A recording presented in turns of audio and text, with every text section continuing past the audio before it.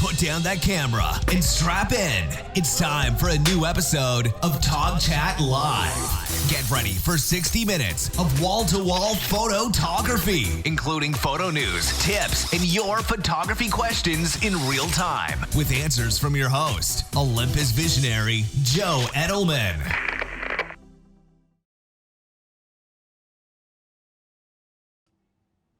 That's me. It helps if you hit the right button, doesn't it? How we doing, gang? It's Wednesday night, and it is time for another live episode of TogChat. I'm your host, Joe Edelman, and for the next 90 minutes, we are going to talk about all things photography.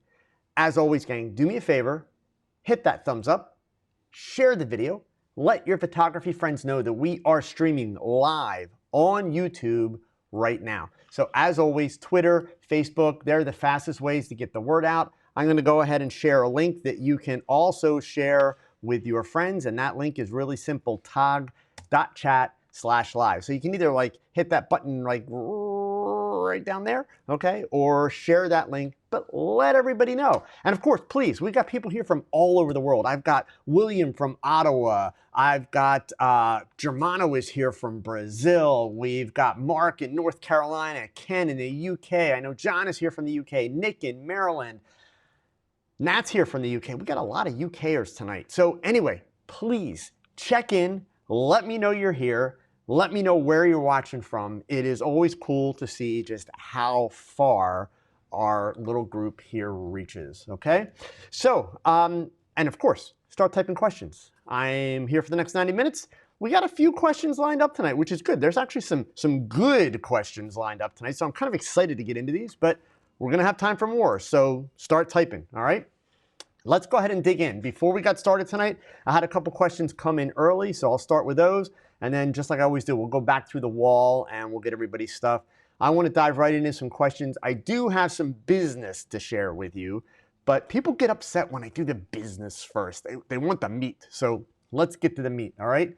First question I've got tonight comes from, let's see here, from Michael. Let me go ahead and get these turned on. And there we go. And let's see if it's going to let me show you the question. There we go. All right. So from Michael, his question is, what, if anything, do you use for color calibration of your studio shots? Do you use an X-Rite, etc.? Also, do you calibrate your monitor and your printer? And if you do, what do you use? Spider, etc. And then he asks, third question, sounds like one of the Washington media trying to get in a question. You know, they've got to ask 4 pieces to the question before it gets answered.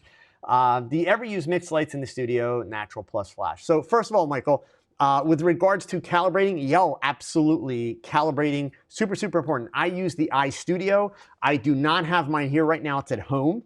So I only have one of them. So it does travel back and forth with me. But I'm a big fan of calibrating. I will admit I put more effort into calibrating the monitors than I do the printer.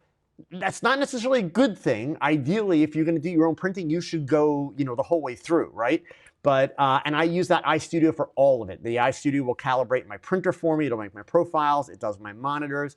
But that's super, super important. My workflow runs between 3 different computers. So I've got an iMac sitting here in my studio. I have got an iMac Pro that's sitting on my desk at home, which is where I do the bulk of my retouching, but sometimes it happens here. And then, of course, I have my MacBook Pro, which travels with me. So especially when I'm out on the road and doing stuff for Olympus and I'm posting, those images are getting retouched right on the MacBook Pro. And then, of course, I've got my iDevices, my iPad and my iPhone. And yeah, I'm a control freak, especially since I'm a studio shooter. So I want my stuff to look as good as it possibly can across all of the platforms. So yeah, I am a big believer in calibrate, do it routinely. Most of my devices I have set to give me a warning every 2 weeks that they need to be calibrated. But I'll be completely honest with you, I don't calibrate them every 2 weeks. That's just to kind of get me noticed, or I should say, get me notified that, hey, you need to do this, don't ignore it too long. But if I'm being realistic, I wind up ignoring that reminder for about a week before I get to it. So usually it's every 3 to 3.5 weeks I'm recalibrating. I know people that do it weekly. I know people that do it once a month. I know people that do it every couple of months. Believe me, even doing it every couple of months, or for that matter, you know what, doing it twice a year is better than not doing it at all. But for me, I try to do, between 2 to 3 weeks. That's kind of my normal cycle. As far as the idea of using mixed light in the studio, natural plus flash, oh, heck yeah. I use mixed light like all the time. You guys see that in a lot of my videos. So to be clear, it's not just natural and flash. Sometimes it's strobes and LEDs. Sometimes it's fluorescent and strobes. I'm all over the place. Light, light is a tool, right? I mean, obviously we need light to take pictures. You can't do photography without light, okay? But I think of light as kind of an ends to a means. So when I'm in the studio, remember, I have complete control over everything I'm doing. So whatever light is in my picture, it's there because I choose for it to be there. So even if I'm using, natural window light that's coming in from my north-facing windows, I'm choosing to use that light, and it's a light source. Now it's going to be a very soft, very diffuse light source, but it's a light source. And then if I'm going to add anything to it, I'm doing it for a purpose. It may be for fill. It may be to create some kind of a mood or even a color scheme, etc. So yeah, I'm all for mixing light. I have no problem doing that. The thing that a lot of people struggle with at this point, Michael, which I have a feeling this is why you're asking the question, is what I don't do is I don't get all hung up in, do all the light sources balance at the same color temperature? The work that I do is subjective, right? There's no perfect. The perfect is what I like with my eyes. So in that sense, I don't worry about is it the exact same balance. I mean, I understand if I'm lighting with strobes and I have my camera's white balance set to match the strobes, and then I introduce a fluorescent light to the point that I can see it if I'm mixing in ambient from a fluorescent light, obviously the light that's hitting my subject from that fluorescent light is going to go to more of a green end of the spectrum. So I'm aware of that if and when I make the decision to turn on that fluorescent light, and in all likelihood, I would be using it to create a color cast. Maybe it's in the shadow area, maybe it's for the background, maybe it's some kind of a highlight. But would I combine a strobe and the fluorescent light, or maybe natural light and a tungsten light for the sake of trying to get nice, even lighting on a subject? No, in that case, I would not. I would be using the different light sources to try and create some kind of a mood or some kind of a color scheme to go with it, okay? All right, this one's a long one. Don't panic, gang. I know you can't read that, but I put it all in there for those of you that are maybe watching on the big screen. You can go ahead and blow that up. I'm gonna read this to you here because I thought this was actually a question that was worth talking about. And plus, I have to own this. I promised Linda 2 weeks ago that I would answer this question. And Linda, I'm sorry, but I forgot. So here we go. Let me read you this. She recently had an interesting modeling shoot experience, and she's looking for some direction regarding the process, okay? So the background on this, so bear with me here. I'm gonna switch my camera. That way I'm looking up at you guys and I can read this. So there were two setups. One was strobed and one was constant lighting. At the strobe set, they were broken up into groups, each given 4 solo shots with a model, and then rotated through the group multiple times for a preset group time. So this actually worked very well, and it allowed everyone to do their own thing with the model and not be jostling for position like paparazzi and all that kind of stuff. She was able to direct the model for her solo time and actually got some nice shots, and others, interestingly enough, did not direct. In other words, they walked up and they treated the model like an animal behind cage in the zoo, right? Because people do that. So what she found interesting, and this is kind of where we get to the question, is how the actual models worked. Now, she's used to folks sitting in front of her lens, her setting up the shot and making sure that everything is fabulous, hair, accessories, all that good stuff, and then giving them direction. So these folks, these models, not so much. It was like they were plugged in and going through animatronic poses on a loop. I mean, they were just morphing from one pose to another every few seconds and constantly moving.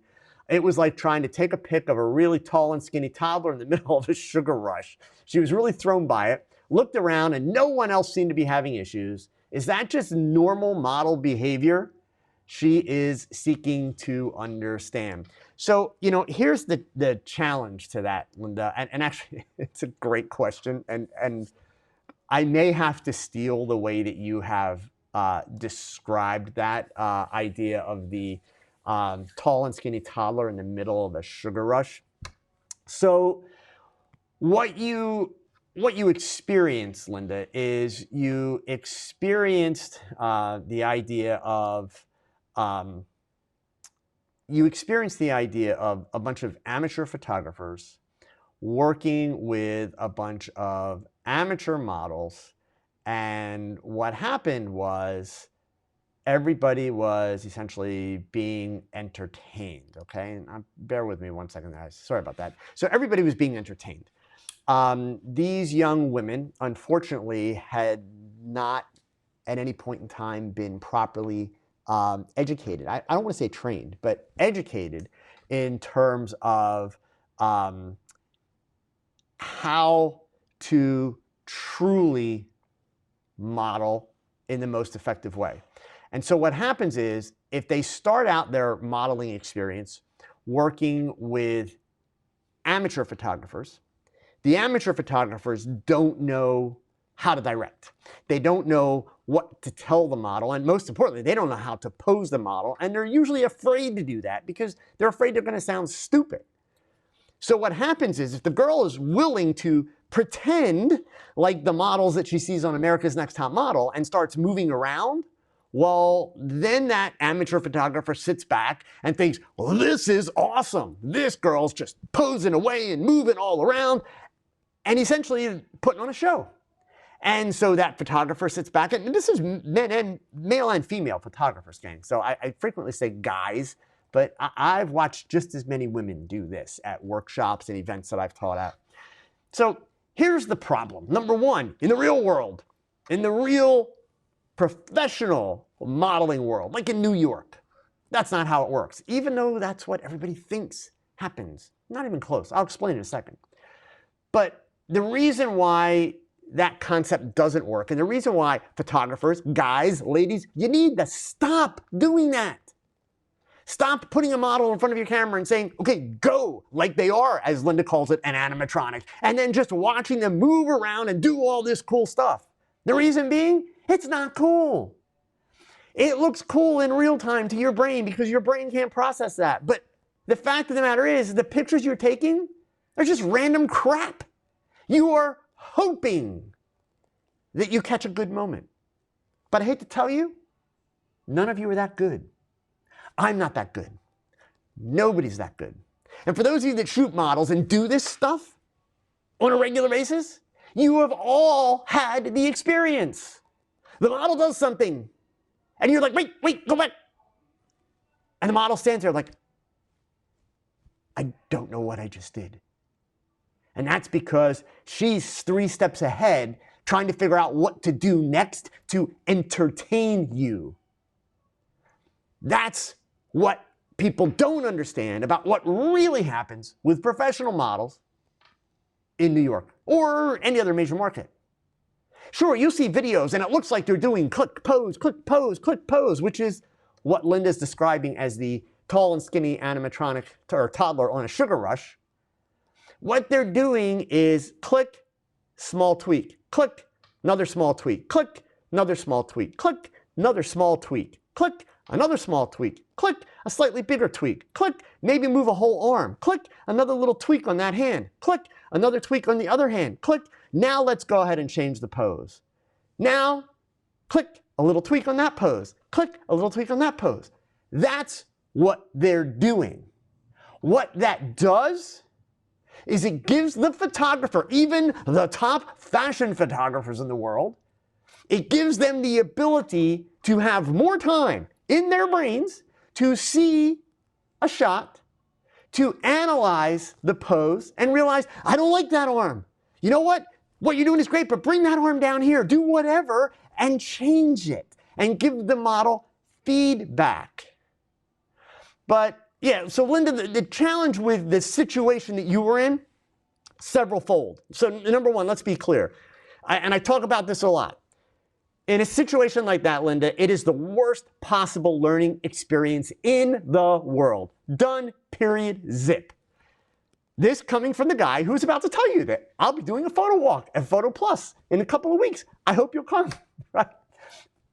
I don't think photo walks are that great an idea. I really don't. I don't think these group shoots are that great an idea. Now, for those of you, if any of you have ever been on a photo walk with me, you know that because I feel what I'm about to explain, I do my photo walks very differently. My photo walks are work, okay? But here's the point.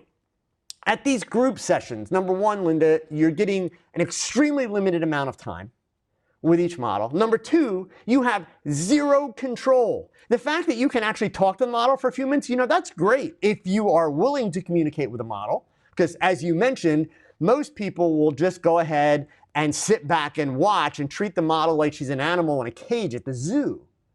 But the fact of the matter is you don't get to control the makeup, you don't get to control the outfits, you don't get to control the lighting, you don't get to control any of that. You're basically stepping in and you're doing something that somebody else set up for you. And even if you get a really cool picture, there's 20 or 30 or 40 other people that have similar pictures of the same model in the same makeup with the same outfit and the same lighting and the same background. So what's the point? There's really no learning happening because whoever set this event up, they basically stood in front of you and gave you the rules. Here's the rules. This is your group. This is how much time you have. Go. Boom. And then they stepped back and probably took pictures themselves because they were competing with you to just try and get a good shot instead of actually teaching something. So yeah, these kind of events, they're a waste of your time. 1,000,000% waste of your time, hands down. What do you do different? Well, I told you. Ironically, I'm going to tell you folks about a photo walk that you can come and take with me. And again, if you've ever been on one of my photo walks, you know it ain't your normal photo walk. So first of all, at Photo Plus, which is 2 weeks away, New York, I will be there presenting every day on the Olympus stage. I hope to see you guys. In fact, actually, I'm not even going to bring it up. You guys know. If you go to my website, let me give you the link here. It's up at the top of the page. That's where you want to go, tog.chat/edu. I will go ahead and paste that in. You can get my whole teaching schedule there. Let me just type real quick. There we go. Okay, you can get the whole teaching schedule there. You can get all the information on Photo Plus. I'll be presenting on the Olympus stage all 3 days. That's Thursday the 24th, Friday the 25th, Saturday the 26th. Javits Center, New York City. I'll be presenting at 12:30. I'm doing a full hour, gang. And this one, I'm looking forward to this presentation. This is going to be kind of cool.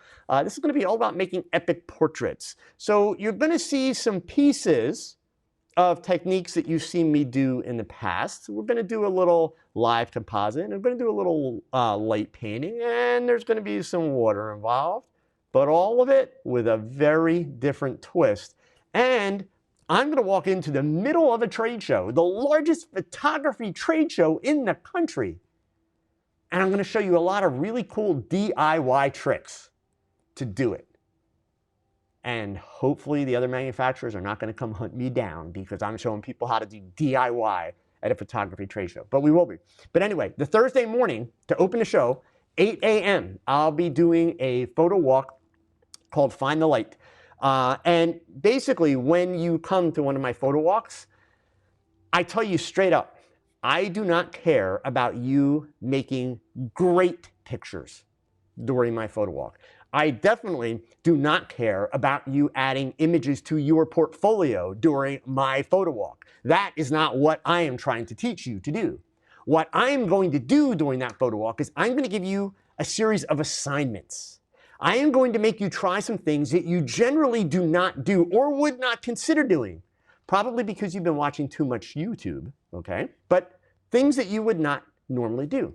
And I'm going to do that to force you to learn some new techniques. I'm going to do it to force you to step out of your box and to experience something new. Not because my way's better, because it's different. It's a new tool that you will then have. When you walk away from my photo walk, you're going to have a new set of tools that you'll be able to use towards your photography, and you're going to apply your style to them. So yeah, unfortunately, Linda, you know, that type of event in general, just it really simply it doesn't work. That's really what it comes down to. Every frustration that you had with that, Linda, spot on, right? That's exactly the problem with those, you know, situations. Okay. All right. Question here from Gene. I have a friend that's setting up his home studio, and I send him your way via YouTube. Well, thank you for that. So that he could see your studio and how you have your AD200 set up. Perhaps you could take a minute or two and do a quick pan around your studio. Well, so the way you describe that, Gene, like I don't have my AD200 set up like this is how I always use them. In the studio, the home studio that you folks have seen the video of, the AD200s are, or all the strobes, I should say, are mounted on the wall on extension arms. In this studio, I don't have any extension arms set up. So, but since you guys have asked, and people have asked before about doing kind of a little studio tour, I do have a video coming out about it, but I will go ahead here and I'm going to take you guys for a little walk. Okay, so I will apologize. It's going to be a handheld camera, right? But let's just take a little walk here. So I'll back up from where I was just sitting. So if you guys are wondering, like, what's the setup like when I am doing my YouTube live streams? That's the setup. So it's an adjustable height desk. You can see I've got the two computer screens in front of me, and you view me from two cameras. That one right there is an Olympus OMD EM1 Mark II, and it's a live stream. And then also right over here is a side camera. This is a little GoPro 7. And this camera behind the teleprompter is also an EM1 Mark II that I use for all my video work. So if we pan around the studio here, you can see there's actually the LED screen that I use for the portrait backgrounds. That also has the logo on it for this. The AD200s that you're asking about, there's several of them, you know, floating around the studio. There's one on a stand here that's got the mag grip and also has, you know, the gel holder, all that. I also have a few of the AD400s. If we continue to kind of walk through the studio here, the most important thing, or almost the most important thing in any studio, of course, snacks. Snacks are very important. Water, very important also. Your makeup area is back here, which is also kind of my arts and crafts area when we are not actually shooting. And then, we got background storage here. I'll back up so you can see the background storage there. Tripods, can never have enough tripods, all kinds of grip gear and gadgets. And then inside the front entrance, we've got the changing area that is back here. So when you walk into the studio, this is kind of what you're seeing. These are the north-facing windows that you're seeing all along here. I have them blocked out right here for the makeup because that way she's got controlled lighting when she is doing makeup. And then up on this end, this set of north-facing windows, I keep them partially blocked, at least in the summer I was, to knock down the heat a little bit. So depending on what I'm doing, I just remove that clip right there and this whole thing slides down and I get all the beautiful north-facing light coming in. Or if I don't want as much light, I just clip it up there. And then the two windows at the end are east-facing lights. So that's, and there's, you know, there's an AD200 that's down there on the floor. So they're floating all around. But they're mixed in with, you know, the AD400s. There's an AD200 in the back of that beauty dish there. Cool little gadget gang, by the way. I've got a video coming up soon on this, just so you guys see. It's called Rock Bar. It's a new kind of counterbalance system for your light stands. So that is the setup that I work with, okay? All right, so Gene, I hope that helps your friend. I don't know that that's going to help them a whole lot with the AD200 stuff, okay? But that's the current setup that I'm working with, okay? All right, let's see here. Next question I've got from Renate. I would like to understand some of your workflow. After a photo shoot, I load my pictures on the computer and I won't look at them until the next day. I found out that looking at the pics with a fresh eye makes me like my work more. I don't know if that makes sense. So actually, Renata, that makes a ton of sense. And that's essentially what I do. I've talked about it a lot.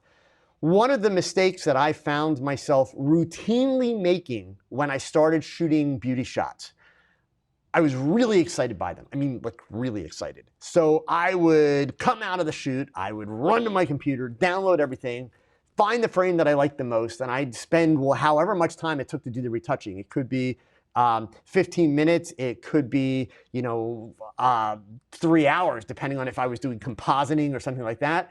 And then I'd post it online. Yay, new shot, really excited. And then 2 or 3 days later, when I actually had an opportunity to edit through the whole shoot, I still loved the picture, but I would realize there was a frame like either 2 before it or 2 after it that was so much better. And then I would have to do all the retouching all over again. And here I'd already shared the picture to the world, so it's not like I could reshare and say, hey, this picture that doesn't look a whole lot different, it is, and you should like this one. It doesn't work that way, right? So yes, when I do my beauty shoots now, I do my shoot, I download everything, I make sure that it's backed up on multiple computers so there's no chance of disaster, but then I don't look at the images for at least 24 hours, preferably even 36 to 48 hours, 2 days. Then I'll go back through and edit them. And the reason for doing that, folks, and it's exactly what Renata is guessing here, you're taking the emotion out of the equation. You're taking the adrenaline out of the equation. When you walk out of the studio, all of your opinions at that moment, they're being influenced by how well did the shoot go? Was it easy for you? Did you connect with the model? Did you have fun? Was it something new and exciting that it came together better than you thought it would? All of that added adrenaline has a dramatic impact on how you perceive your work. By letting that adrenaline settle down, getting it out of your system, and coming back a couple days later when you've actually had a chance to forget the images just a little bit, now you're going to get a much better view of what you really have, and you're going to make much, much more sound decisions. So yes, bravo. What you're doing works. It's exactly what I do. I highly encourage it. I've talked about it quite a few times here. So yes, I would encourage you to continue doing that. And for the rest of you, believe me, it's a technique that's very worthwhile. All right, Ken. I'd love to hear your top 3 to 4 things that you like on the 1X. I'm assuming EM1X because I know Ken's an Olympus shooter. Oh, he is. Okay, so when compared to the EM1 Mark II, after the latest firmware, something that the X can still do that the EM1 Mark II can't as yet. Gosh, Ken.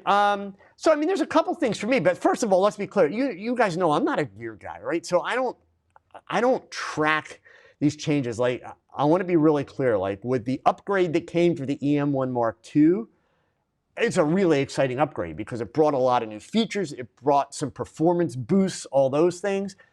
Remember, guys, I shoot in a studio, right? So for the work that I do personally, those features, most of those upgrades are not having as big an impact as they do for other people. So all I'm trying to say is, like, I want to be clear. I'm going to tell you what my 3 to 4 things are, Ken, but these are not probably necessarily the best 3 to 4 things that should be on the top of somebody's list. I mean, so for me, right out of the box, the EM1X, I still love the ergonomics of the camera.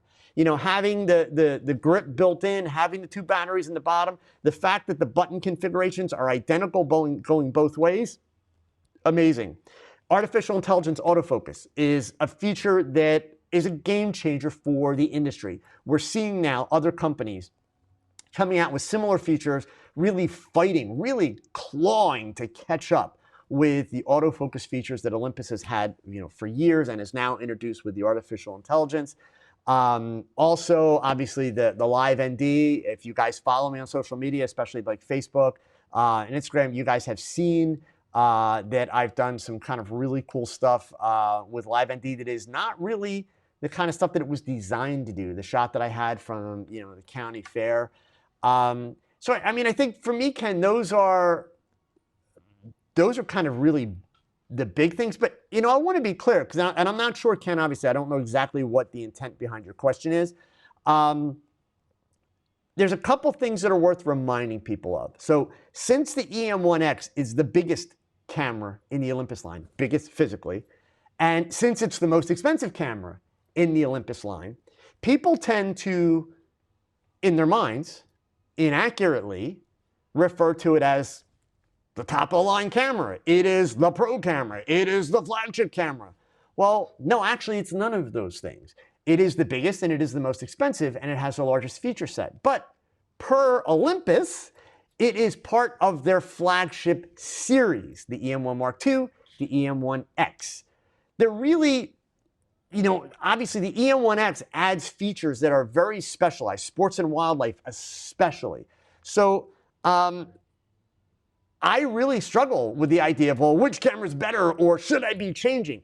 You should only be changing. Like if you're an EM1 Mark II user, you should only be changing to the EM1X if the EM1X has features that are going to improve your photography. The camera itself is not going to improve your photography, right? I don't care what brand you're using. Sony just came out with that brand new Sony camera. That, 24 megapixels, you're going to spend $4,500. And one of the exciting features that they're bragging about in that new $4,500 camera is it has an Ethernet connection. Ethernet connections came out in 1984. So we're spending $4,500 to go backwards, right? And the camera's supposed to be for photojournalists and wedding photographers whom I don't see walking around with an Ethernet cable sticking out of their camera. I just don't see that working. So, at the end of the day, you don't buy the camera because it's the top in the series. You don't buy the camera because it's newer. You buy the camera because it's got features that you need. I'm sure there are apparently some photographers that want that Ethernet cable and that Sony camera. For those photographers, bravo, their day has come, right? But so yeah, I mean, Ken, if that's kind of where you're at, like if you're trying to consider between the two, it's really a matter of, is the EM1X giving you features that you need? If not, man, the EM1 Mark II is still a sweet camera. And I do, guys, if you guys follow my social media feed and the images I post, I switch back and forth between the two cameras. I love the EM1X, I love the ergonomics, but that EM1 Mark II is sweet. That's the camera that got me to leave Nikon, right? So, for me, they're both amazing. But again, just to be clear and to clarify the way Olympus considers them, they're both flagship cameras. They're both part of the series. So it's not like, to get the best that Olympus has to offer, you have to have this. God, no. And besides, gang, obviously, I love Olympus cameras, but Olympus lenses, oh my God. So the cool part about Olympus lenses, even the cheapest OMD camera works with all the Olympus lenses.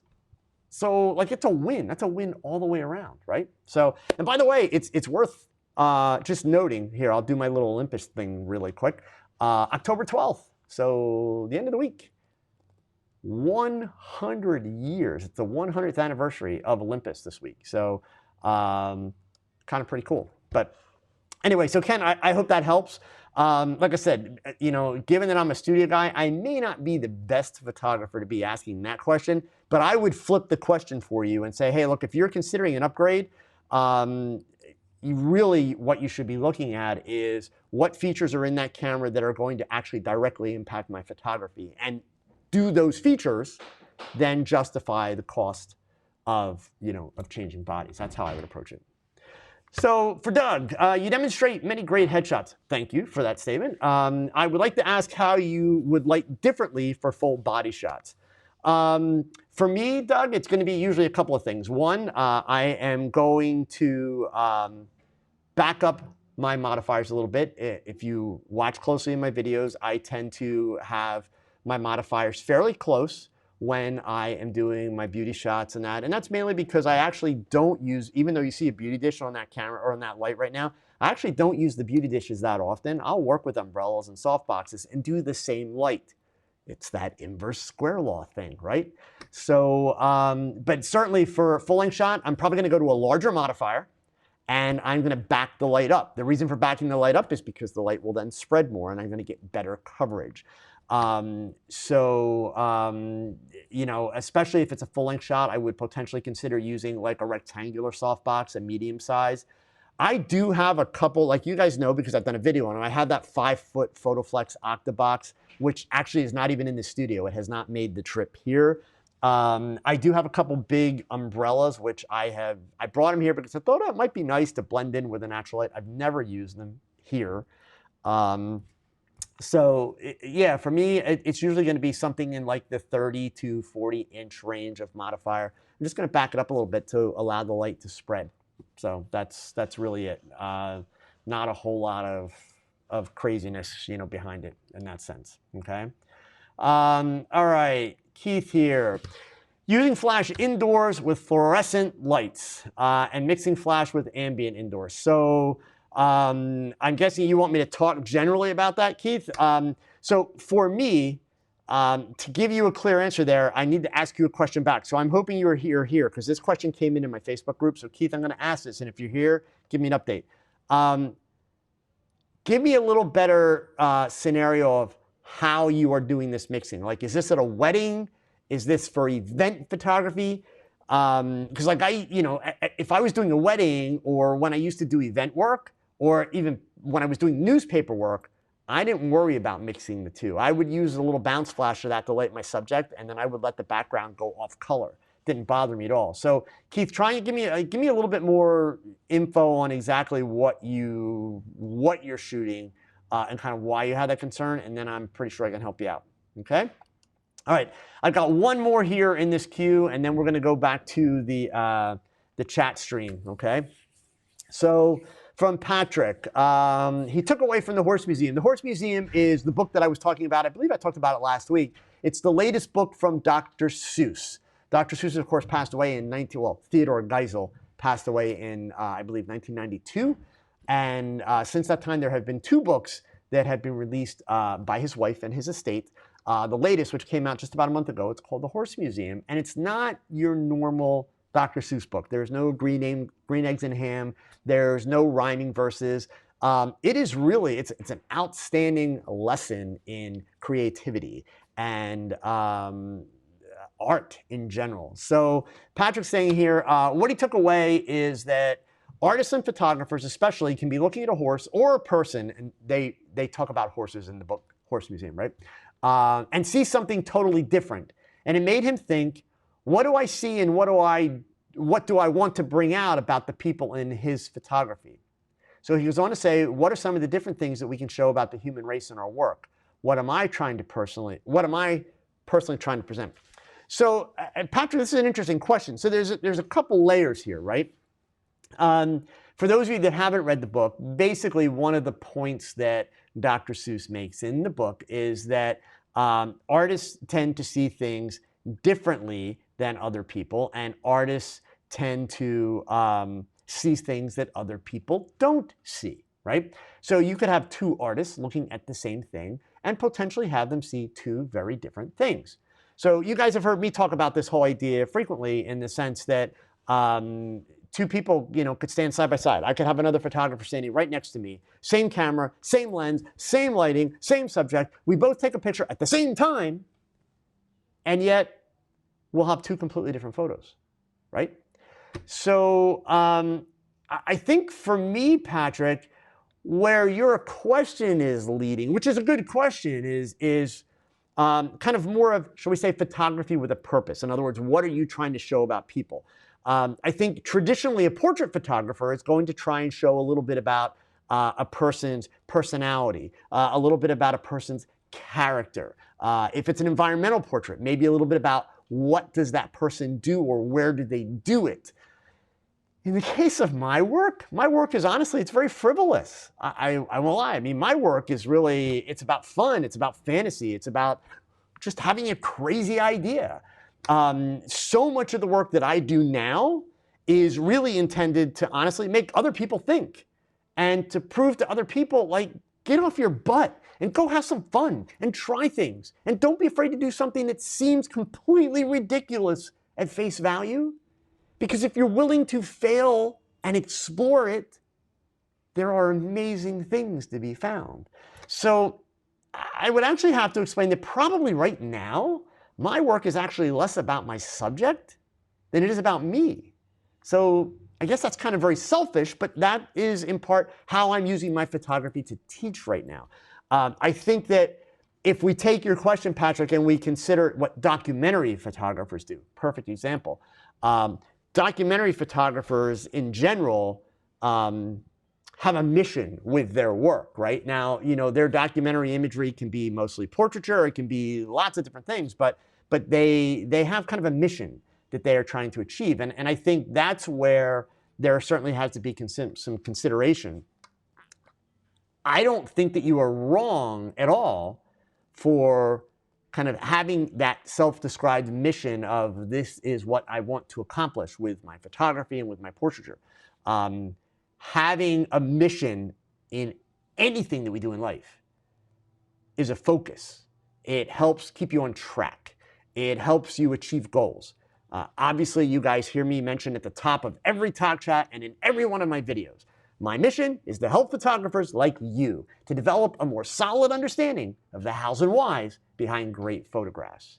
That way, every video that I do, every social media post that I make, every article that I write, I start by asking myself, does it meet that criteria? If it doesn't meet that criteria, then I have to step back and take a really good long look at what I've just done and say, why did I do this? What is the value? Is it going to help me advance my mission? So, I think my situation is maybe a little bit different now and maybe kind of a hybrid because of what I do. But believe me, there are many photographers whose work, the consistency of their work really is built around what, is kind of a very obvious mission to what they are trying to accomplish. So, in that sense, I think it's a great question. And it's a great concept. But for me, I don't know that it really applies to me at the moment. Okay. All right. So let's go ahead here and let's switch back over to this camera. Somebody said I saw before that they really like this view. Photomix Media. Thank you.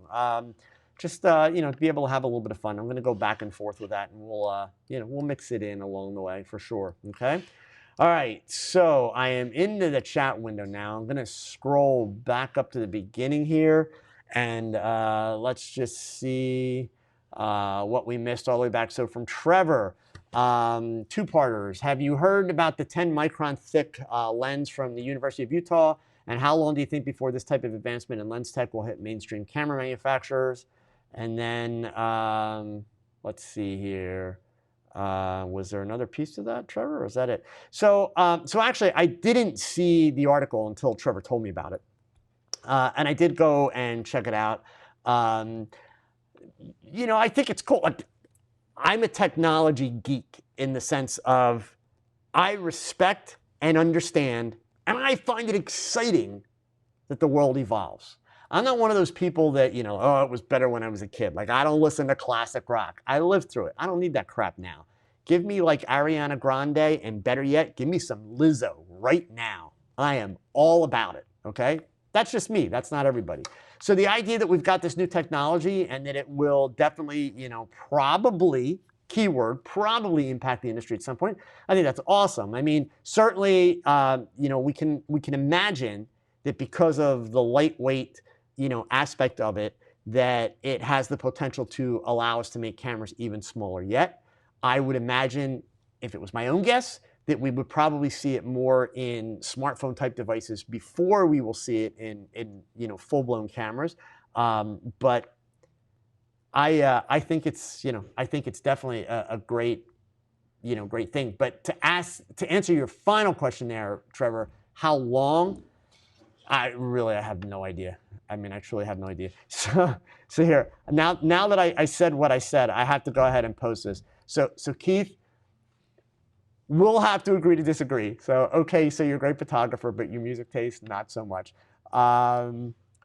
It's okay, all right?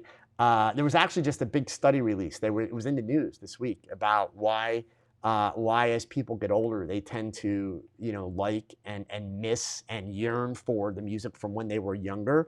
I missed that gene somewhere along the way because, yeah, for me, I mean, don't get me wrong. I love all the music from when I was a kid. Like when I was in high school, like Daryl Hall and John Oates, they were the bomb. In fact, I went to the same high school as Johnny Oates. So, I was really into their music. But yeah, no, man, I like Lizzo. Come on, if you guys don't know who Lizzo is, Lizzo, Google it, watch her, listen to her, and even better yet, read her bio, read her story. Awesome stuff. Anyway, so let's head on back here. Steve, trying to get home from New York, New York. All right, man. And Chuck is in Knoxville. God, you get people all over the place tonight. Okay, so scrolling on back here. Let's find some questions. Michael had a follow-up to his color balance thing. You're right about my concern of color balance with the different sources. And yes, that's the primary reason, Michael, is to do the color balancing, just to make sure that you've got as much control as you possibly can, okay? All right, from Lord, what is the best, smallest full-frame DSLR? Really? You're gonna ask me about a DSLR? Dude, I couldn't tell you, sorry. I mean, why would you wanna buy a DSLR? Like, in today's world, I cannot think of one single case use where it makes sense to purchase a DSLR. Just being honest. I can't, okay? Eric, thank you so much, man, for the super chat. I really, really appreciate it. So, hey, and actually, you know what? This is actually a good moment for me to just share something with you guys. So, I have, and this is a new program that I literally just started here, and I also realized, like, let me get this screen fixed here. The link that you see at the top of your screen, I am going to share it with you guys in the chat window here. This is a new program that I just started, and I'm working with a company called Reachable that has built this app and this program, and let me tell you, it's a pretty amazing little setup. But basically what it is a messaging app that allows me to work as your mentor. So you can sign up for various levels of interaction. And if you are in the middle of shooting, or you're just going through your work and you have a question, you have a problem, you can't solve it, you can simply send me a message and get an answer. It also will give you access to my famous Friday Zoom chats. Every Friday at 5:30 p.m. Eastern Time in the US, I do a live Zoom chat with followers who are members of the Reachable program. And basically it allows you to log in. We do image reviews. We help photographers plan shoots. All of that is included as part of the membership. So I would encourage you, check it out. It's a great way, and I'll be honest, in my opinion, it's a better way than watching hundreds and hundreds of videos. I can't tell you how many times a week I get messages from people. You know, I watched this video and I watched that video, and this guy said this and that guy said that, and I don't know what I'm doing. Well, yeah, you don't know what you're doing because half of these people that are doing these videos are really just going after clicks. We talk about that all the time. You know, Mr. Silver Fox, right? And Mr. Big Hair. Like, come on. They're not teaching you, and they're not helping you. What they're doing is they're providing you anxiety. So this is a way for you to get real-time help. So obviously, don't join this program if you want to ask me which is the best DSLR. Take your gear questions to those idiots, right? If you've got a problem to solve, if you're struggling with the inverse square law, if you've got a job coming up and it's one of your first times doing it and you're not sure what to do, if you're having trouble with pricing, if you need marketing advice, that's what you sign up for this program for. So check out that link, okay? All right, next up here on the list of questions, scrolling down. So let's see here. Actually, this was a follow-up to Linda's question earlier. Mark, I think that inexperienced photographers are afraid to take control. Mark, you think absolutely 100% correct. That is the problem. So this was Linda's question about the group shoots where, you know, the models were just doing their thing. Mark, it is a big problem, but, you know, unfortunately, the tough love response is, don't be afraid to suck, right? You've got to be willing to step up and give it a try, right? So, okay. Let's see here. Work Picks 360 virtual tours. Would love to see you come to Down Under. I would love to come down under. Believe me. Hopefully Australia will be in the works one day. Matthew, really hope to see you do a world tour sometime. I'm open. Keith Johnson, any photo walks in PA? None scheduled at the moment, but Photo Plus is like right up the road. And Keith, if you're in Pennsylvania, I would encourage you, try to make it to Photo Plus. Absolutely awesome, awesome trade show. Biggest in the United States. Totally want to do it. So, okay. Trevor, you're visiting me. I have snacks. Yes. You can't have a studio and not have snacks. Like, you just can't. So, WorkPix 360, do I provide advice if you're sent videos or photos of an existing space? Yeah. So actually, what you want to do is you want to do one of two things. You either want to sign up for the Reachable app, which I just mentioned, or you can also schedule video consultations with me. So if you have a space and you want me to be able to review the space or review a portfolio, things like that, I'll put that link here in the chat window also. You can use that link to schedule video consultations, and we can go over any of that kind of stuff, okay? All right, so let's see here. Scrolling back up, there we go. Where did I leave off? Okay, so Frosty the Beer Man, love that handle. All right, can you please explain how a tilt shift lens differs from using a ladder and being able to get up 4 or 5 steps? Shooting in front of my home, and I'm looking up at it as an example. And then he goes on to say, by the way, I can't find any info on this. I Googled a good 45 minutes last week. If you don't have a tilt shift lens, can you ladder? Give you the same effect. Thanks, Joe. It'd be a great video for you to do.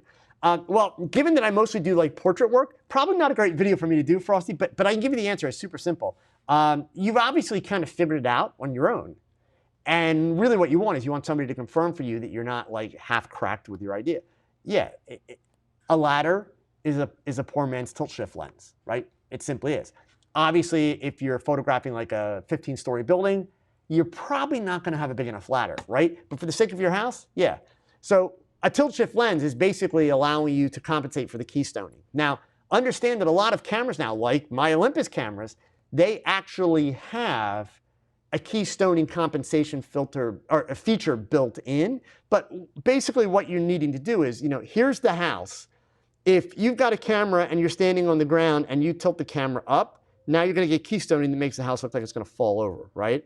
So yes, if you were to climb up a ladder, so you're about halfway, now your camera sensor is going to be parallel to the front of the house. There will be no keystoning, right? So yes, Frosty, you've got the right idea. It totally works. Obviously, the limitations are height of the building, height of the ladder, right? You need to get at least halfway so you've got your sensor and your subject parallel. It's no different than when you photograph a full-length shot of a person, right? If 2 people are 5'8", and one, of course, is the photographer, and they go to take a full-length picture and they're standing up, they're still going to have to physically tilt the camera down to get the whole subject in, which means that the camera is looking down on the subject's body, which makes the subject look shorter than they really are. So you want the camera to be at the midpoint of the body, basically belly button area. That way, camera sensor, subject, parallel. Proper body proportions when you do that, right? That's the idea, okay? All right, so Adam, really feels like we're arriving at a point where we're looking at features related to comfort during the shooting experience, knowing the frame rate, stability, et cetera, and now the EVF quality, the feel. Absolutely, Adam, and we will continue to see advancements like that along the way, for sure. I mean, it's this. As much as I picked on Sony earlier, so let's take a step back, okay? Whether we're talking about camera manufacturers, whether we're talking about lighting manufacturers, okay? These companies have to keep coming out with new product. They have to keep innovating. Otherwise, they max out and they go out of business. We don't want that to happen. Right? You guys have heard me talking before, with all these camera wars and even me leaving Nikon. I don't want to see Nikon go out of business. I don't want to see Canon go out of business. I don't want to see anybody go out of business. That would not be good for the industry. It simply wouldn't, right? So, but what that doesn't mean is that we all need them. That's the challenge, right? Because we all have, at least I do, I don't know about you guys, but I have a finite budget. I can't just buy equipment like there's no tomorrow. So, I've got to be realistic when stuff comes out. It's like, is this going to make a difference for me? Does it improve it?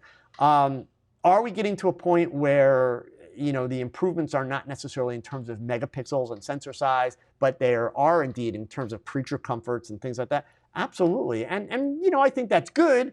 But again, it's a matter of, is that enough of a difference to make that change, as the new features come out? So, Brett Day just took delivery of your EM1 Mark II and lenses. Awesome, man. Yeah, you're gonna love it. It's a sweet setup. So, Chris Roble, what macro lens do you recommend for super macro shooting, and what tubes to use with them as well? Keep up the fantastic work. So obviously, I'm not a macro guy. And the super part, I'm sure you mean something behind that, but for me, that just means, hey, the photographer better be super, right? I have both the Olympus macro lenses. I have the 30 millimeter, I have the 60 millimeter. Not that I do a lot of macro, but when I do, I usually reach for the 60 millimeter. That's kind of my go-to. And I'll be honest with you, the Olympus camera that I like to do probably more macro with than anything else is the TG6, the little tough camera. That's, here, do I have it here? Yeah. This is my macro camera right here. I love this thing. This has, they call it the microscope mode. And it is just amazing. Super simple, super quick. But obviously, you know, I'm not a macro guy in that sense. And as far as tubes, Chris, I used tubes like once, you know, early on in my career for something decades ago. I wouldn't really be a whole lot of help, you know, at this point without them. Sorry. So, okay. Let's see here. And Metamurph, 100 years and we're all watching some cool new product announcements too, because the next new version will make my photos awesome. You know, I'm not going to make your photos awesome, but it's going to give you better tools, right? That's it. So, all right. So WorkPix 360, when did you move into this studio? I thought you've been working from home. I have been. I've been in this studio since June. So this is relatively new. I still have the other studio. It's still there, still in use. But I wanted a slightly bigger play space to be able to, you know, do a lot of my teaching and that in, and to be able to do workshops in and all that kind of stuff. So having a lot of fun in here, to be honest with you, a lot of fun. So, all right, where are we at here? From Abby, kit lenses get really dark at shutter speeds of 1/125th and 1/60th. My go-to speeds for events. Any tips to make it brighter and clearer? What is your favorite ISO in the dark? Okay. Gosh, Abby, that's a lot to unpack, okay? So let's take it backwards, right? My favorite ISO in the dark? Like, I know that's not exactly what you mean, but look, I learned that photography comes from the Latin light, meaning needs light. So if I'm going to shoot in the dark, I'm going to add light, right? The fact of the matter is, you know, there are cameras out there today that'll shoot at insane ISOs, and there's even phones out now that shoot at insane ISOs, but there are sacrifices, there are quality losses. Photography needs light, period, okay? So, you know, as far as tips to make things brighter and clearer, well, first of all, your pictures aren't getting dark at 1/125th and 1/60. The problem that you have here, Abby, is you're proving to me by the way that you've asked this question and the way that you're referencing these things, you don't understand the exposure triangle. So I'm sorry for being the tough tutor, but you simply don't. Because your lenses aren't making pictures dark, and they're certainly not making pictures dark because of shutter speeds. You, the photographer, are not using an appropriate combination of shutter speed, ISO, and lens opening for the lighting situations that you're in, and that's when things get dark. But, you know, Abby, the fact of the matter is, if you're going to do a lot of low light photography, not shooting in the dark, photographers don't take pictures in the dark. Photographers need light. Photographers, your job, solve problems, period. You solve problems. That's what good photography is. So if it's dark, you've got to find the light, because there's always light to be found, or you've got to make light. That's what photographers do, period. So it's not about the camera, and it's not about shooting in the dark. But you have to start to be able to solve these problems, Abby, before you even talk about adding light. You've got to learn the exposure triangle. You've got to understand what happens. And the fact that you're working with kit lenses, you're just making your job impossible. Because sure, kit lenses are going to be lenses that are at 3.5, 5.6, or worse. You need a faster lens. If you want to shoot in the dark, get a faster lens. Like, that's the tip, period. But based on your question, I'm really sorry, but you're really showing me that you don't understand the exposure triangle. And the only other solution, spend a lot of money, get a faster lens. It would be cheaper to get some lighting than it would be to get a faster lens. to be honest with you. But, okay. So, let's see here. Ken Preston, new shirts. Yeah, guys, like my shirt. So there's the logo. There's, new shirts. That's it, okay? I told you guys, the other company went out of business like long ago. So I've been looking. I tried a whole bunch of stuff. And then honestly, I found these and it's like, yeah, I like them. So I had the name and I had the logo embroidered and that's it. So, NY City 3, what lens is good for wedding photography? The one that you have. NY City, so I want to be as constructive as possible here, but I still need to be a little tough, right? This is a horrible question to ask. I really want to say dumb question. I'm just being honest. Here's why. And actually, you know what? That was bad of me. That's not fair.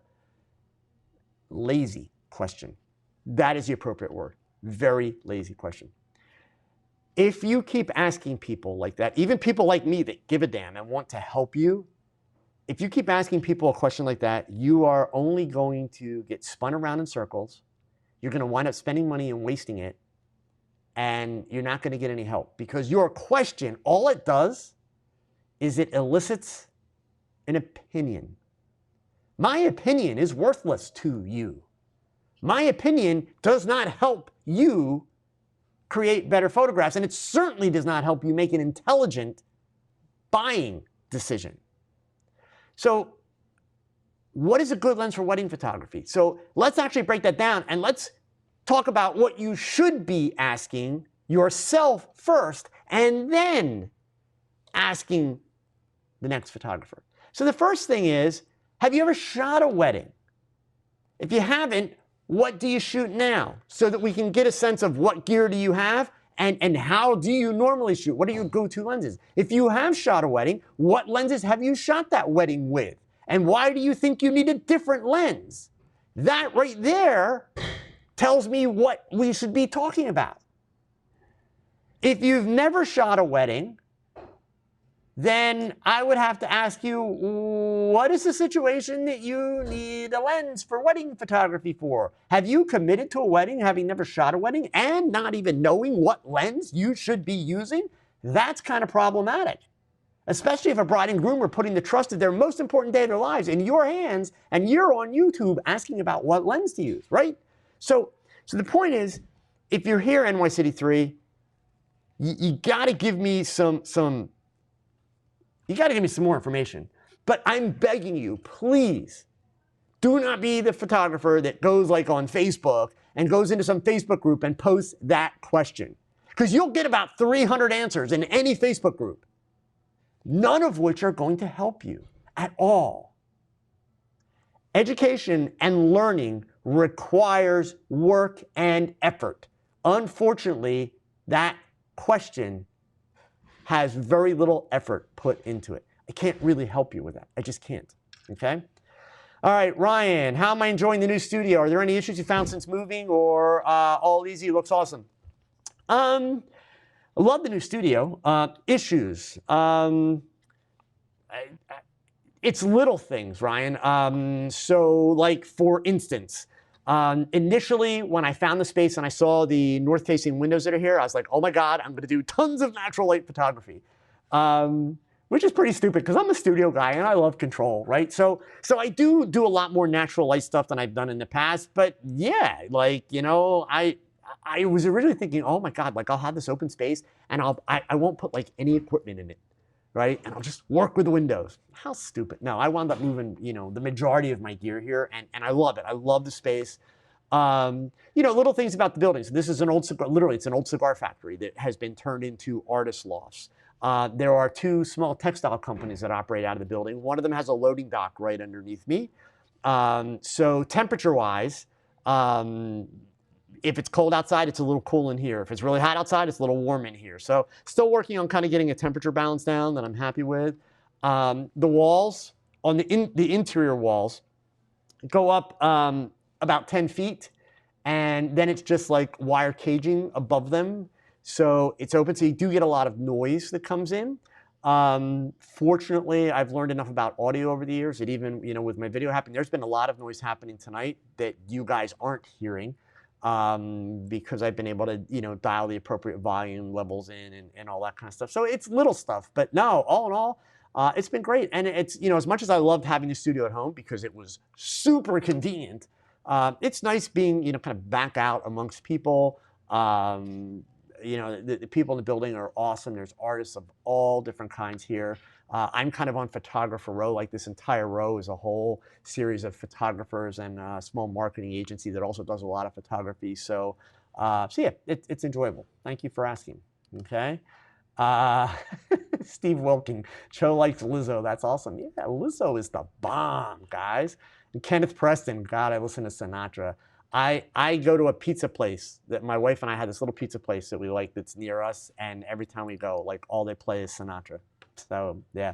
Anyway, Germano, do I believe that someday smartphones will replace the cameras? How companies are dealing with this in this new era? No, I don't believe they will.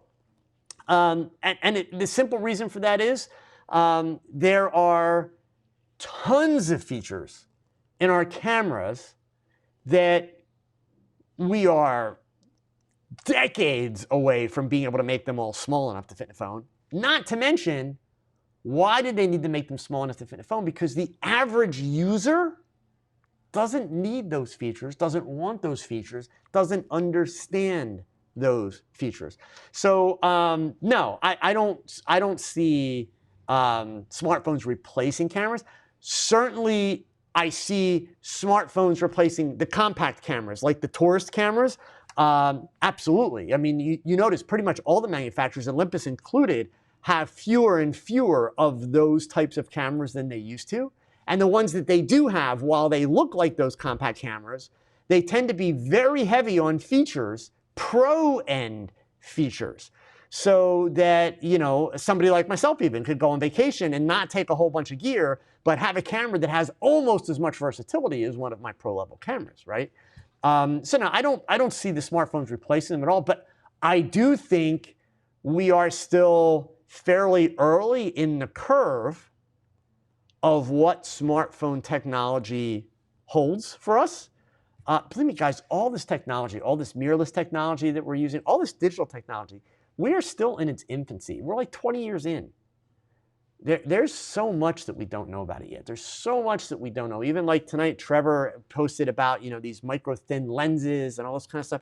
There's so much cool stuff that's coming down the pipe that it's really hard for us to imagine. But I can't see why they would want to put all of the pro capabilities into a phone. I just don't see that happening. Plus, imagine what the cost of the phone, would have to become. So, Abby, Sony might put an APS sensor in the phone. Yeah, well, it's Sony. What can I say, right? Understand, guys, that Sony doesn't make squat money off their cameras. Sony makes their money on sensors, right? So, of course, Sony's going to try stuff like that. And good for them. Like, seriously, I'm not sniping, just being honest, right?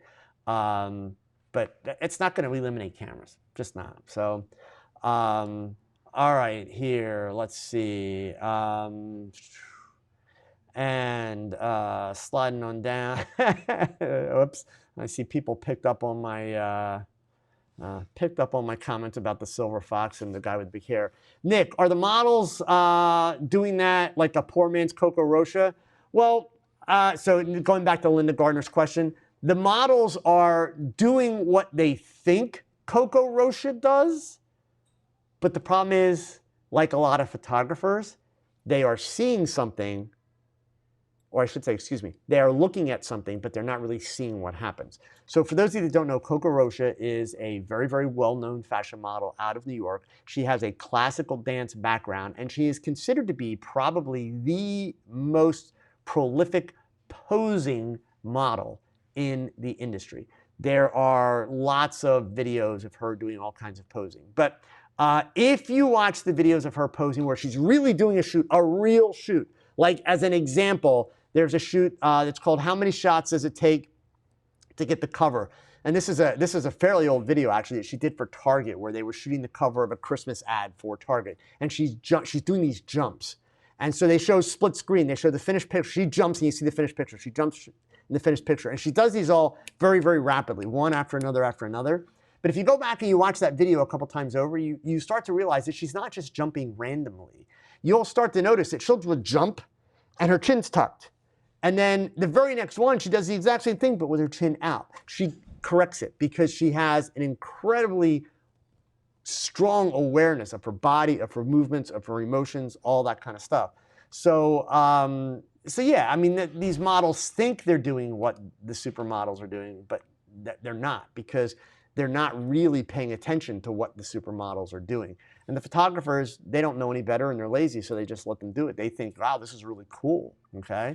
So, Mark, so putting your wizard hat and take a guess at what new camera or other gear Olympus will introduce for their 100th. I have no idea. I mean, obviously there's stuff out on the rumor sites, so you can take or leave what you see there, but they don't tell us that stuff, Mark. I mean, they literally don't. We find out like right before the announcement's made. So I have no idea. I mean, Olympus did indicate to the world earlier this year that there would be lots of cool things happening, for the 100th anniversary, which is like, what, 3 days away? So that's the 12th. I don't know if anything's going to happen on the 12th. We could also factor in the idea that there's a big trade show coming up at the end of this month. So I would say there's a good likelihood, based on what the rumor sites are happening, that we're going to see something soon. But I don't know. Sorry. Wish I could tell you. And yeah, I mean, I really have no idea. So I will say that the stuff that I've seen on the rumor sites, pretty cool, like very impressive. But yeah, beyond that, I really don't know. So, okay.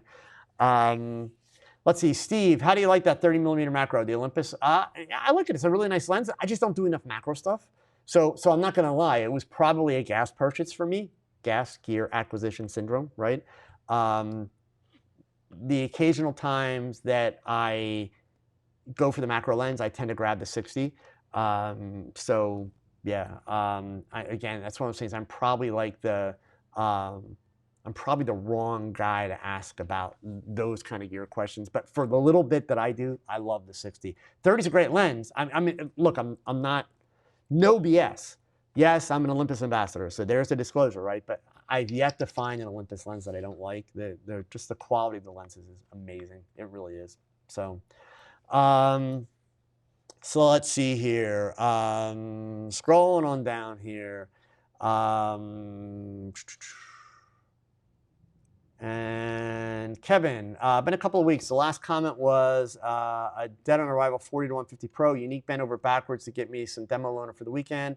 Oh, awesome. Unique, they rock, man. They're not that far from me. I got a chance to speak for Unique back in May of this year, which is my first time there. Really, really cool store. But yeah, I mean, there's a couple elements here. Number one, photo retailers in general in today's marketplace, they're going to go the extra mile for you. That's why it's worth knowing who your local photo retailers are, if you have one. I understand some of you don't, and that's unfortunate. But the photo retailers that are still in business, they are in business because they are working their butts off to take care of people. So that's good to hear. So okay. Let's see here. Metamurph. However, if a phone OS and camera software, say Google's camera software, as a foundation and Olympus body with an app store, Snapseed on my phone, that I think could be awesome.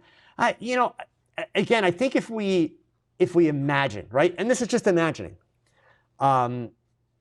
is there the possibility that we see some of the phone technology and the camera technology kind of meld together, where maybe like you do have kind of the equivalent of like an app store for your camera where you can download new features and that kind of stuff?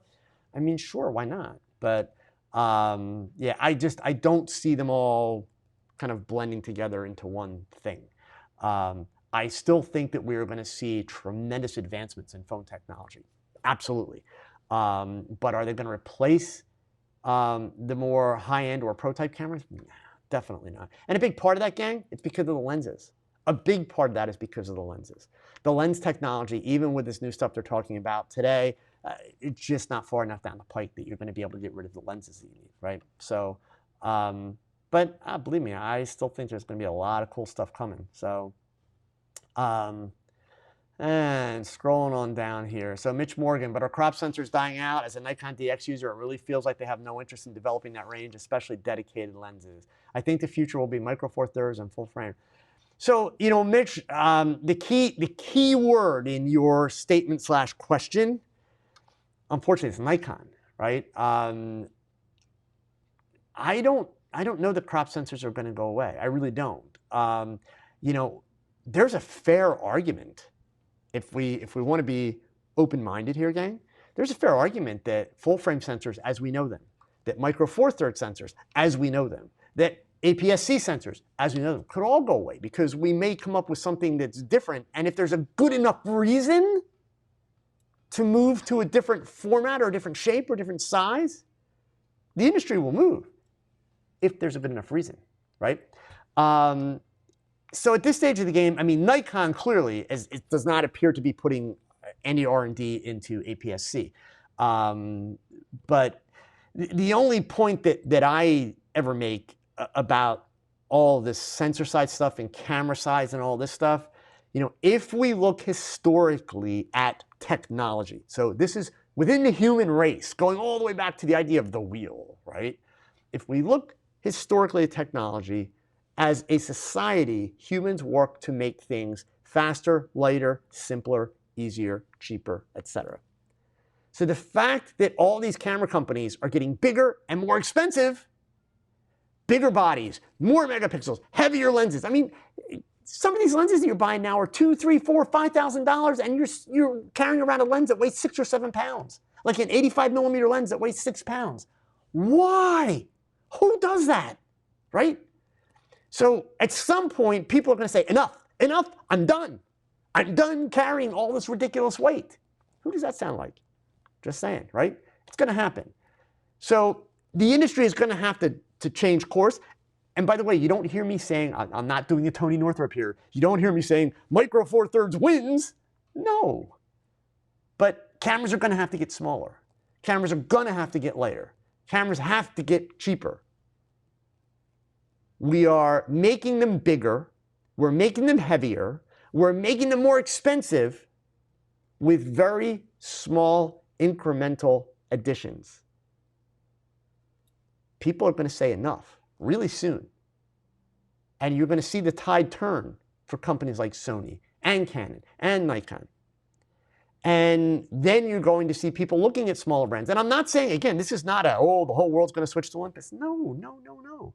It means that Sony, Canon, Nikon, they're going to have to start changing course. They're going to have to start looking at smaller technology. They're going to have to start making their cameras lighter. They're going to have to start taking this great technology that they developed and making it less expensive and more affordable and more accessible. That's what will happen, okay? That's kind of my take on it. But yeah, so Mitch, I don't think that the industry is necessarily good enough on APS-C, but yeah, Nikon doesn't seem to be. Darren Dell, DSLRs are dead. I mean, to me, they're dead. I don't see the point. Why do you need a mechanical mirror? Like, I don't see the reason for it. So, Eric, if you could only have one background in your studio, what color would it be and why? It would be gray, Eric, hands down, gray. I have a YouTube video all about that. My favorite color background is gray, because with gels, I can make it any color. I can overexpose it and make it white. I can underexpose it and make it black. So the fact is, gray is the most versatile background color for studio photography, period. Okay. So let's see. Michael Padden. Always been a Nikon user. Tried mirrorless with the Olympus EM something and loved it 18 months ago. I upgraded to the EM1 Mark II and you've been very disappointed. Disappointed? So tell me how, Michael. How you been disappointed? Okay. That's kind of a very Trumpian statement there. Just saying. Give me some facts. What's the issues? Let me help you solve problems. Okay. So scrolling on down here. Oh, wait, he's got more. Wait, he's got more. Good. Michael, I've not been able to produce tack sharp images and seem to have a lot of noise at ISO 400 up. Have you heard of any issues with some units being miscalibrated? No. So here's the first thing, Michael. I've come across lots of people that have a hard time with the focusing on Olympus cameras for one reason, because it's so damn good. There's so many options for the focusing. So first of all, it's very easy actually to not be using the right focus settings for whatever it is you're shooting. So the first thing I would want to know, Michael, is what are you shooting? Give me some examples and let me know. Now, does this mean there's no chance that your camera's not calibrated properly? No, of course not. It's a mechanical device. It could be not calibrated properly. And if you're getting a lot of noise at ISO 400 and up, you're a pixel peeper. And you probably shouldn't have switched to Micro Four Thirds in the first place. I'm going to tell you that straight up. Okay? There's absolutely nothing. Michael, Jay Dickman, Olympus Visionary, travels the world, shoots auto ISO with Olympus cameras for National Geographic. Okay? Like, seriously, I have no problem shooting at 400. I'll shoot up to 2400, 4000. I'm fine with the texture that I get in my images. So, Michael, if you want an image that has no texture whatsoever, then you were foolish for purchasing a Micro Four Thirds camera in the first place. You simply were, okay? You need to go spend, $5,000 or $6,000 on one of those, 60 or 70 megapixel bodies and then buy lenses that weigh 6 and 7 pounds and, go knock yourself out. If you're going to be a pixel peeper, that's great. But I'll tell you for a fact, you do not get bad noise at ISO 400 with any brand Micro Four Thirds camera. You just don't. So yeah, I would need to know a little bit more about what it is you're photographing and what your current focusing settings are, Michael. But honestly, it sounds to me like I frequently do here, that you don't have a full grasp of the focusing system yet, so you're not using the right modes. I will tell you, Michael, in fact, here, let me just bring it up. There is a Facebook group that you should join, okay? This group is an absolutely awesome group.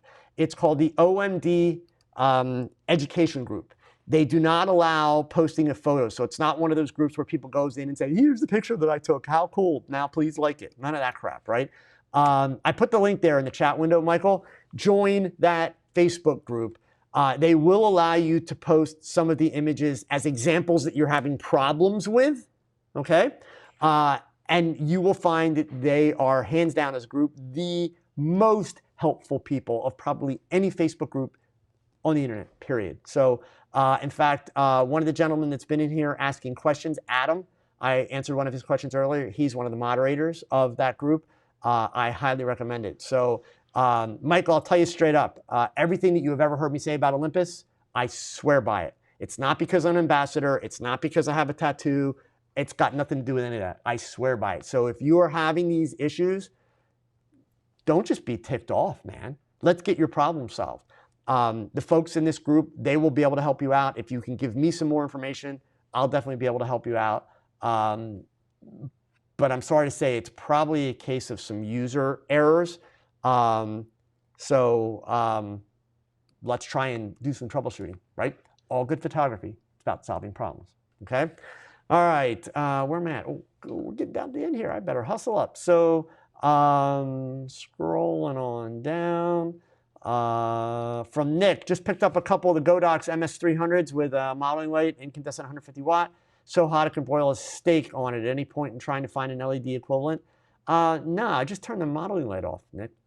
I mean, yeah, it's pretty much any of the Godox line, even if you're using like the AD400s or the MS300, the MS250, when you get to the 400 and the 600, the modeling lights are LED, but they're kind of useless. They're not bright enough. The MS300 and the MS250 are old school. They use the tungsten lights, and they do get hot. But as long as you're using the proper kind of modifiers in that, the heat that's coming from that shouldn't be of any issue, right? But yeah, they're going to put off heat. They just do. So unfortunately, okay. So let's see, Scrolling on down here. Scrolling on down. Navy Dave 1. Thoughts on the new Nikon Z50 mirrorless APS-C coming out? No, I have no idea, man. Again, I'm the wrong guy to ask about gear. I don't care. I mean, you know, I love my Olympus gear. I'm an Olympus ambassador, so, you know, I'll talk about what I can. But yeah, trust me, you know, for gear, I'm sure if it's coming out tomorrow, I'm sure Fro will tell you all about it. And then, you know, the Silver Fox will tell you something completely different. And then my buddy Manny, he'll go out and make it look all sexy in Chicago, and, you know, they'll do their thing. Oh, hey, little side note. This just made me think of this. Sorry, Navy Dave. This just made me think of this. For those of you that are coming to Photo Plus, and seriously, like, if you can come, you need to come. But turns out I saw it go by on Instagram yesterday, and it just went by, so I didn't get a chance to like check it out. And I will probably reach out to him. But the angry photographer, Mr. Ken Wheeler, is coming to Photo Plus this year. So yeah, I'm actually looking forward to getting to meet him face to face. It'll be fun. But yeah, so you should all be looking out. He's going to be there. So all right. And scrolling down here, scrolling down.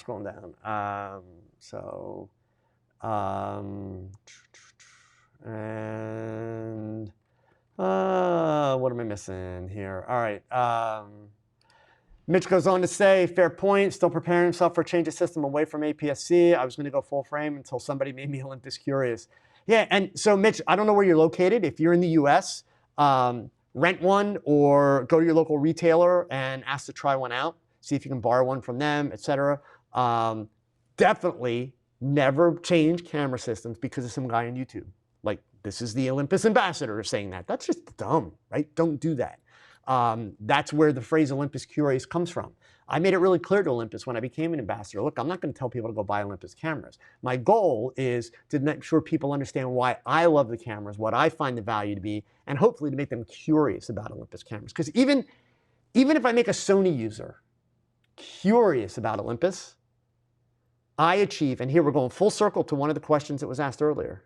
If I can make a Sony user Olympus curious, not leave Sony, not buy Olympus, just make them Olympus curious, then I have managed to stay true to my mission about helping photographers understand the hows and the whys behind great pictures, so that when Sony comes out with that next camera in 3 months or 6 months, they don't feel like they immediately have to rush out and spend $4,500 to buy that camera.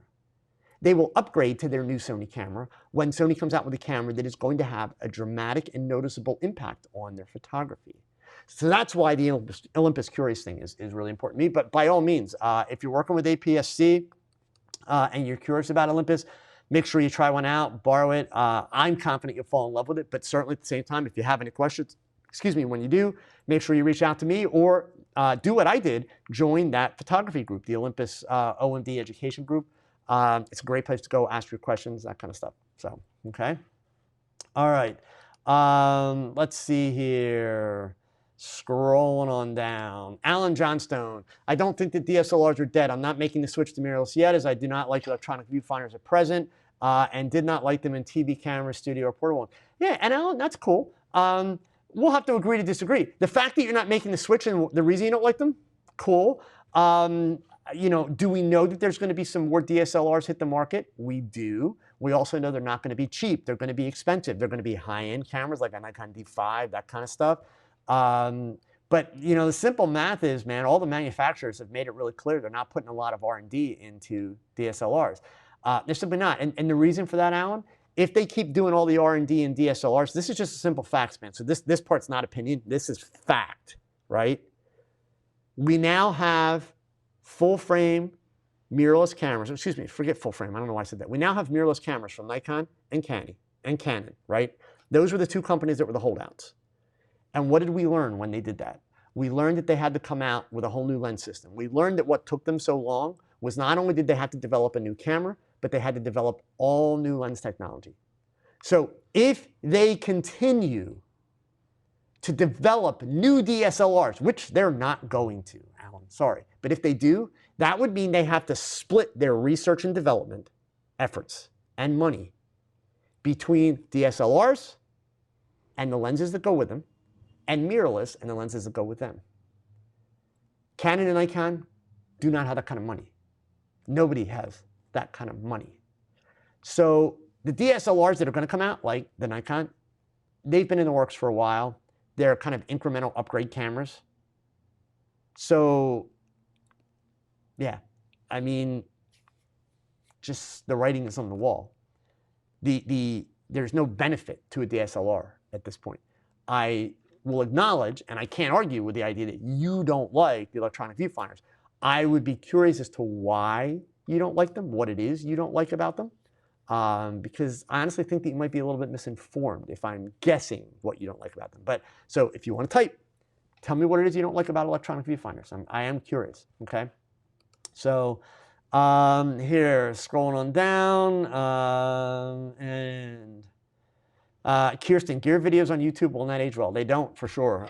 They get a lot of views up front, but yeah, that's why I kind of pretty much avoid them. So, okay. And WorkPix 360, I'm just so bloody invested in Canon glasses. Yeah, a lot of people are stuck in that boat. I mean, Canon, Nikon, you name it. Makes it really hard to make any change. Picked up a G85 and it's good, but ergo change makes it really hard to get used to. Yeah, so I mean, I'll tell you straight up, the idea of using two different cameras, two different camera brands, two different systems, that's like a total no for me. And it's exactly what you're talking about there, WorkPix. It's the ergonomic changes. You have to think too much between them. So yeah, I mean, it is tough. The reality of it is, you may be one of those photographers that, as long as you're okay with the ergonomics and the price tags behind a brand like Sony, Sony may be the best solution for you, because you could, use most of your glass with adapters and have fairly good success. Still not an ideal situation in my opinion, but obviously at the end of the day, money is a factor in this stuff, right? So that might be kind of one way to approach it. So all right, so Metamurph, there's so much less to go wrong with mirrorless, and it's just also therefore sturdier too, plus quiet while seeing what you're shooting. Yeah, I mean, obviously you've got less moving parts to break. Being able to see the finished image in the viewfinder, the EVF. I mean, the EVF for me, that was the thing that made me want mirrorless so desperately. So, and Steve mentioned here that the battery life on mirrorless isn't great, but he'll forgive the battery for what he gains in the EV. Yeah, and just like anything else, it's no different than like with smartphones. The batteries are going to get better. The battery life will get better. And I'll be honest with you, one of the dings that I heard about Olympus when I was considering the change was, oh, battery life sucks because of the EVF. Well, they say the same thing about Sony and everybody else.